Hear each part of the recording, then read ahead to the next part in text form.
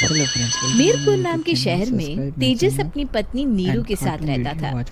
पति पत्नी दोनों ही नौकरी करते थे।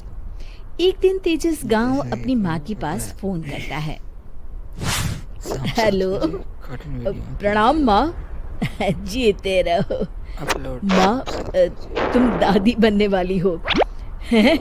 अरे वाह, ठीक है बेटा, मैं कल ही आती हूँ। जब माँ जी शहर पहुंची तो बेटे बहू ने बहुत अच्छे से स्वागत किया। लीजिए माँ जी, चाय। अरे गर्मा गर्म पकोड़े ले आओ माँ के लिए। नीरू रसोई में गई और 2 मिनट में ही पकोड़े ले आई। जी ये लीजिए। बहू जादू से बनाए हैं क्या? अभी तो रसोई में गई थी। यम्मी। माँ जी, शीला रसोई में पकोड़े तल रही है। और जब बात ब्लैक की आती है, हे भगवान, तो लौंडे कातिल लगते हैं ब्लैक शर्ट में। पूरी गंगा जल से शुद्धिकरण करना होगा। दूसरे दिन, माँ जी मैंने नाश्ता बना दिया है, ऑफिस जा रही हूँ। पर अभी तो घर का सारा काम पड़ा है। शीला आती ही होगी, झाड़ू पोछा बर्तन कपड़े वो सब कर लेगी। हमारे जमाने में घर का सारा काम हम ही करते थे। जी माँ जी, आप बहुत होशियार हैं, मैं घर ऑफिस दोनों नहीं संभाल पाती। तो जरूरत क्या है घर से बाहर जाकर चाकरी करने की? वैसे भी घर का काम खुद करने से घर में बरकत आती है, समझी? पर माँ जी, पर वर कुछ नहीं, इस महीने की पगार मिले फिर ऑफिस बंद है। हाँ। रात को नीरू तेजस से कहती है, सुनिए जी, माँ जी बोल रही थी कि मैं नौकरी छोड़ दूं। वैसे ठीक ही तो है, अभी तुम्हें आराम की जरूरत है। फिर भी आराम कहाँ, शीला को छुड़ाने के लिए बोल रही थी। तो अब 24 घंटे में इतना काम तो कर ही सकती हो। पर जॉब पसंद है मुझे, घर पर मन नहीं लगेगा। अगले दिन जब दोनों ऑफिस के लिए निकल रहे थे, मेरी तो कोई कीमत ही नहीं है इस घर में। माँ जी, आजकल महंगाई बहुत है, रहन सहन भी बदल गया है। दोनों नौकरी करते हैं तभी ठीक रहता है। अच्छा, तू कहना क्या चाहती है? मेरा बेटा तुझे बिठा के खिला नहीं सकता? तू ही इस घर का खर्च चला रही है, हैं? नहीं माँ जी, मेरा वो मतलब नहीं था। मतलब खूब समझती हूँ, ये बाल धूप में सफेद नहीं किए मैंने। हाँ। अब तो ये रोज का काम हो गया था। तेजस भी रोज की झिकझिक से परेशान हो गया था।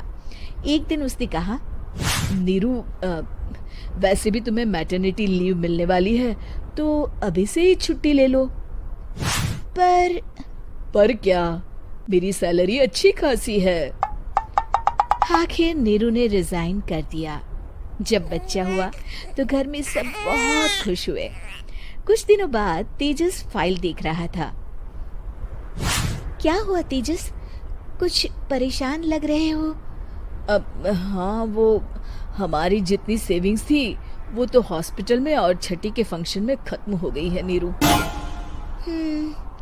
और अभी वैसे मंदी चल रही है तो मैं बोल रही थी कल मुन्ना को हेपेटाइटिस का टीका लगवाना है। नीरू, क्या पोस्टपोन नहीं कर सकते? नहीं जी, बिल्कुल नहीं। अब तेजस को समझ में आ रहा था कि उससे गलती हुई है। पैसों की कमी का असर घर के माहौल पर भी पड़ रहा था। अगले दिन, बेटा मेरा चश्मा और ये दवाइयाँ ले आना, पर्चा देते हुए माँ जी ने कहा। जी। तेजस, मुन्ना के लिए दूध का डिब्बा और डायपर भी ले आना, और ये किराने के सामान की लिस्ट है, इसे भी लाना है। तेजस गुस्से में लिस्ट मरोड़कर फेंकता है और चिल्लाता है, पैसे क्या पेड़ पर उगते हैं? ये ले आना, वो ले आना। अरे पर ये जरूरत का सामान ही है। वो गुस्से में बिना कुछ कहे ऑफिस चला गया। अरे लंच तो ले जाइए। नीरू दौड़कर डिब्बा पकड़ाती है। एक दिन खाना खाने के बाद, नीरू, अब तो मुन्ना कुछ बड़ा हो गया, तो अब तुम वापस ज्वाइन कर लो ना जॉब। पर इस रिसेशन में जॉब मिलना बहुत मुश्किल है। ट्राई तो करो।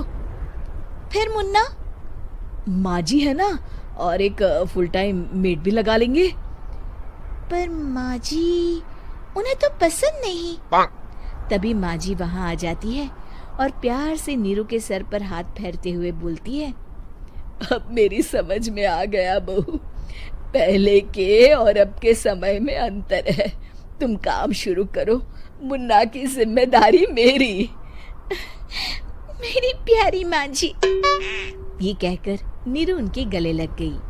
शिक्षा, परिवर्तन संसार का नियम है, हमें भी समय के साथ चलना चाहिए। उम्मीद है कि आपको हमारी ये कहानी पसंद आई होगी। कृपया हमारे चैनल को सब्सक्राइब करें और सभी अपडेट्स के लिए बेल आइकन जरूर क्लिक करें। और हाँ, वीडियो लाइक और शेयर करना मत भूलिएगा। Bye bye.